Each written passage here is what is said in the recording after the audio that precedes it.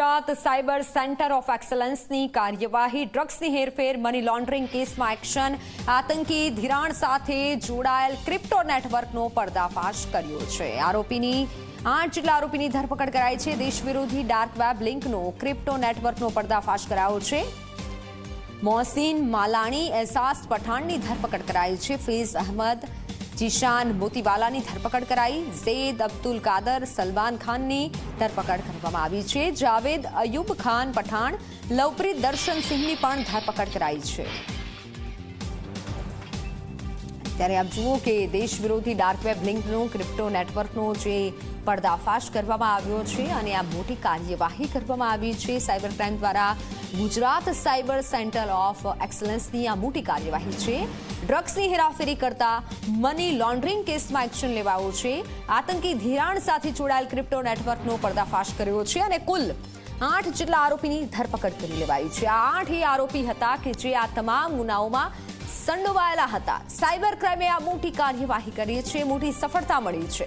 ડ્રગ્સની હેરાફેરી કરતા money laundering કેસમાં સંડોવાયેલા આરોપીઓની ધરપકડ કરી લેવામાં આવી છે. ક્રિપ્ટો નેટવર્કનો પણ મોટો પર્દાફાશ થયો છે. 8 આરોપીની હાલ ધરપકડ કરી છે. વધુ તપાસ જારી છે, પૂછપરછ કરવામાં આવશે. દેશમાં જે રીતે ગુનાઓનું પ્રમાણ વધી રહ્યું છે, ખાસ કરી સાયબર ગુનાઓ વધી રહ્યા છે, ત્યારે સાયબર ક્રાઇમ પણ હવે સજ્જ બન્યું છે. ગુજરાત સાયબર સેન્ટર ઓફ એક્સલન્સની આ મોટી કાર્યવાહી છે. દેશ વિરોધી ક્રિપ્ટો નેટવર્કનો પર્દાફાશ થયો છે. 8 આરોપીની ધરપકડ કરી લેવાઈ છે. આતંકી ધિરાણ સાથે જોડાયેલ ક્રિપ્ટો નેટવર્કનો પર્દાફાશ કરવામાં આવ્યો છે. ડ્રગ્સની હેરફેર, મની લોન્ડરિંગ કેસમાં પણ એક્શન લેવાયું છે. આતંકી ધિરાણ સાથે જોડાયેલા જે પણ સંડોવાયેલા હતા તે આરોપીઓની ધરપકડ કરી લેવાઈ છે. પોલીસે 8 આરોપીઓની ધરપકડ કરી વધુ પૂછપરછ શરૂ કરી છે, જેમાં મોહસીન માલાણી, એઝાઝ પઠાણની ધરપકડ કરાઈ. ફૈઝ અહેમદ, જીશાન મોતીવાલાની પણ ધરપકડ કરાઈ છે. વધુ આરોપીઓ ઝડપાયા છે. ઝૈદ અબ્દુલ કદાર, સલમાન ખાનની પણ ધરપકડ કરાઈ છે. હાલ તો સાયબર ક્રાઇમ એ પણ તપાસ કરી રહી છે કે આ નેટવર્ક ક્યાં સુધી ફેલાયેલું હતું. સંવાદદાતા ઉદય જોડાઈ ચૂક્યા છે વધુ માહિતી સાથે. ઉદય, જે રીતે આ ગુનાઓ વધી રહ્યા છે અને તે જોતા મોટી કાર્યવાહી કહી શકાય સાયબર ક્રાઇમની.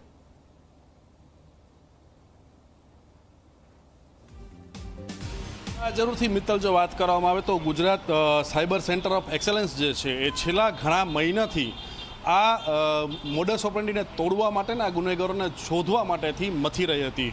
અને જે પ્રમાણે કહી શકાય કે સાયબર એક્સલન્સના જે એસપી છે ડૉક્ટર રાજદીપસિંહ ઝાલા, એમણે એક અલગ સ્પેશિયલ ટીમ બનાવેલી હતી અને ખુદ પોતે પણ આ તપાસમાં જોડાયા હતા, જેની અંદર એક બાદ એક કડી જોડતા ગયા અને કડી જોડ્યા બાદ જે છે કુલ 8 આરોપીઓના નામ જે છે એ સામે આવ્યા હતા. જો એમાં વાત કરવામાં આવે તો ગુજરાત પોલીસની આ મહત્વની અને મોટી કામગીરી કહી શકાય કે જેની અંદર જે પ્રમાણે ડ્રગ્સની હેરફેર જ્યારે થતી હોય છે, મની લોન્ડરિંગ કરવામાં આવતું હોય છે, આતંકી હુમલા થતા હોય અથવા તો આતંકીઓને સપોર્ટ કરનાર જે વ્યક્તિઓ હોય છે, તો આ તમામ જગ્યાઓ પર જે છે એક પૈસાની જરૂરિયાત જે છે રહેતી હોય છે અને પૈસાની જરૂરિયાતને લઈને જ તે આ પ્રકારની ગેંગ જે છે એક્ટિવ હોય છે, જે પૈસાનું ધિરાણ કરતી હોય છે, જેની અંદર ખાસ કરીને રોકડા રૂપિયા નહીં પરંતુ ક્રિપ્ટો કરન્સીનો જે છે ઉપયોગ કરવામાં આવતો હોય છે. આખી એક બ્લોકચેન જે છે એમાં કામ કરતી હોય છે અને ક્રિપ્ટો કરન્સીના આધારે તે પૈસાને ઇનકેશ કરી અને દેશ વિરોધી પ્રવૃત્તિમાં આ પૈસાનો ઉપયોગ કરવામાં આવતો હોય છે.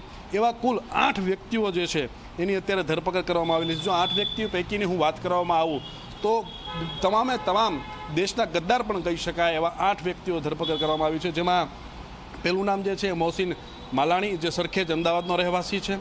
ફૈઝ અહમદ નસરુદ્દીન, જે રાયખડ અમદાવાદનો રહેવાસી છે. એઝાઝ પઠાણ, જે ગ્યાસપુર અમદાવાદનો રહેવાસી છે.